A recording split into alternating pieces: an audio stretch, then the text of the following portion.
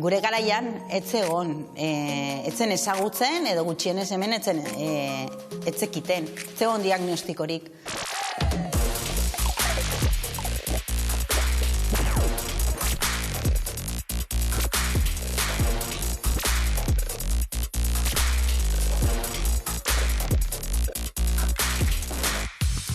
Nik TDA daukat, HA nire kasuan ez daukat, hiperaktibitaterik ez daukat. Nik nire semeari esplikatu nion eta zan nion konzentratzeko arazoak direla, baina oso konplexua da.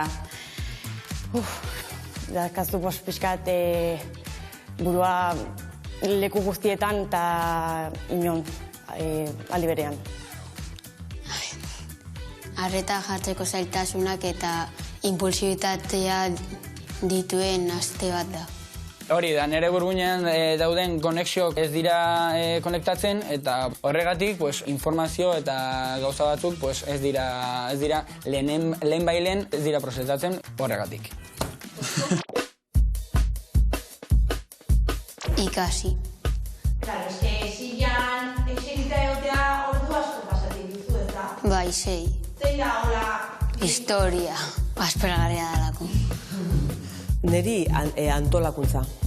Antolakuntza arlo guztietan, denborarekin, espazioarekin, nik hobeto oiten ditut duela 5 urte baino, baina oraindik asko kostatzen zait. Mila gauza despisteak, dia oso izugarriak. Egun batean eraman nuen ere semea aitonaren amonen etxera zaintzeko, zilari gabe. Iritsi nintzen gara, toriun beha. Falta zaizu, eta ze falta zait, eta zila ez duzu ekarri.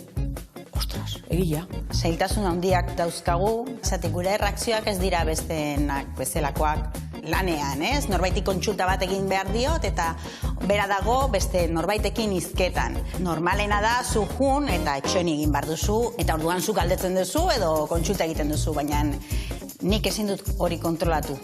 Saiatu naiz, baina nik gelditu egiten diet, edo ez balin badiet gelditzen gehatzen naiz hor, eta azkenian beraiek ez dira, desedoreso sentitzen dira eta begiratzen naute.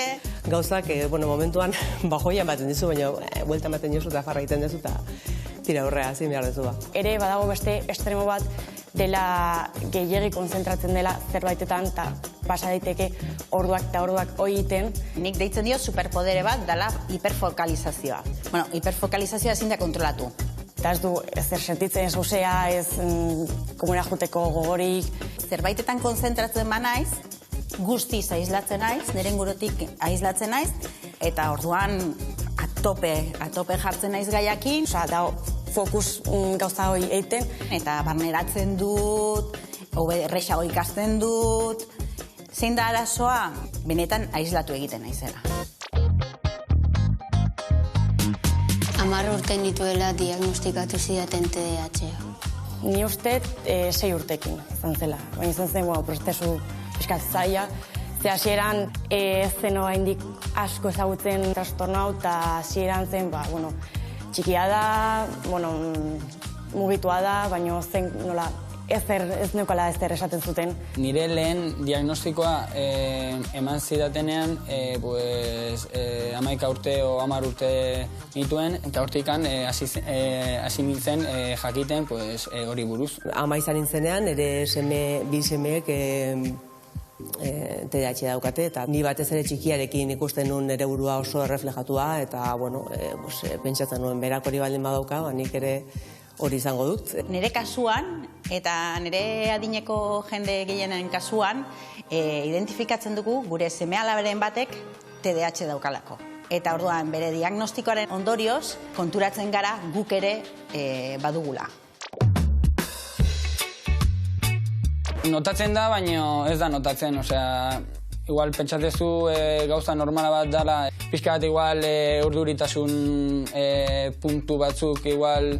Normalean izaten ginen pertsona mugituak, hau ez du balio ikasteko, hau ne balio du gauza fizikoak egiteko, baina inorrek etzekin zer gertatzen zen. Arreta galtzen nuen, edo zer gauzakin, beti mugitzen izen, gauzak hartzen. Nik nire bizitzaia egina daukat.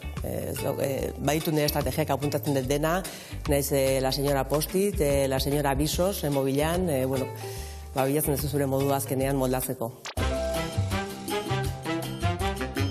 Ez normalen ez, jendeak ez daki zer den TDAH.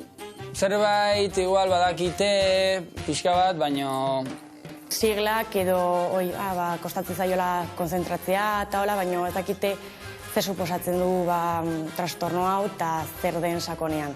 Gauza asko dazka eta jende asko esate dute ez dela existitzen, olako gauzak, sentitzen dute beraiek ere olako situazioetan ere egoten direla, eta ez dela ez arraroa edo beste munduko gauza bat. Ez da grabea, baina ez dira konsiente batzuk, zu igual gauza batzutan arreta galtzen duzula, gauza batzuk igual azten zaizkizu. Ez dute zer esatu merezirik bakarrik, ni esplikatzen diet eta jazta ulertzen dute. Nik ere bai, esan behar diot nire lagunari, ni gauza batzutan azten zaizkit gauzak, berriz esan, o jo que sé, o que me lo recuerde, ¿sabes lo que te digo? Uste du dela zerbait asmatuta dela, eta gehiena daukate, baina hori pastillekin konpontzen dute, ez dakiz zer, ez da inerreza, eta ez da existitzen zerbait da, eta sufritzen duenak badaki zer den. Ikasten duzu zure gaitasunak etekin ateatzen, azkenean oso espontanea zea, zetik ikasten duzu un poco sobre la marcha gauzak egiten, eta Nire antolakuntza propioa. Igual jendea du lertzen, eske ez daia da. Nik kostatzen zait jartzea gauzak egiten, baina azkenan jartzen naiz, da ze gauza. Ze badaude igual klasean, badago zerbait, badakidala nola egiten dan, eta niretzako oso erresa da edo oso luzea da, baina da oso monotono edo gauza berra egitea, gehiago kostatzen zait jartzea. Baina igual da zerbait ez duna esagutzen, ez dakidala nola egin. Igual berria dela, daukak gogo gehiago jartzeko. Konturatu nintzen, gustoko gauzakin hasi nintzenean, nire notak eta nire nivel akademikoa mejoratzen hasi zen. TDAH-ak zer eragiten ditu? Gauzak haztea? Batzuk, baina gustokoak ez. Autoak eta futbola. Eta zerzak gehien gustatzen daizuna eskolan? Gorputz hezkuntza. Gorputz hezkuntza asko mugitzearako? Bai. Gaur egun ez dakit esan, baina ni sentitu nun egon ziala nire gainean, baina gehiago notatu nun igual eskolak bezala igual gehiago irakasle zehatz batzuk.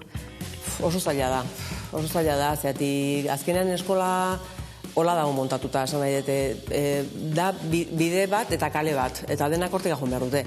Orduan, gauza ezberdina dituztenei laguntzea zaila da. Diagnostikoa etorri zenean guretzako aldaketa handia izan da. Da super garrantzitsua diagnostikoa.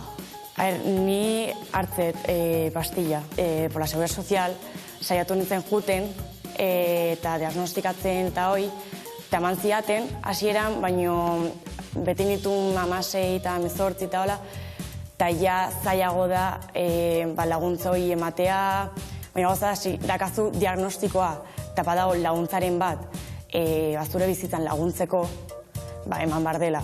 Aldarrekatu nahi dudana da, Osakidetzak ez digula bidea egiten laguntzen, diagnostikatzen ez digu batere ez du bater laguntzen. Nik sorte handia edukinun, baina kasuak ditut ezagunenak eta oso konplexua da. Eta diagnostiko gabe ez dago soluzioa.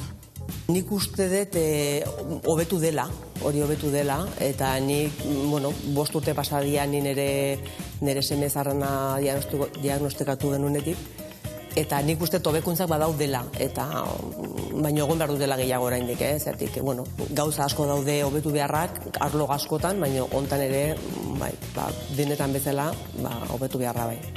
Haunditan, zer gustatuko lehentaizuke izatea? Futbolaria. Erreala. Eta hona zea futbolean? Ez. Ez zena baino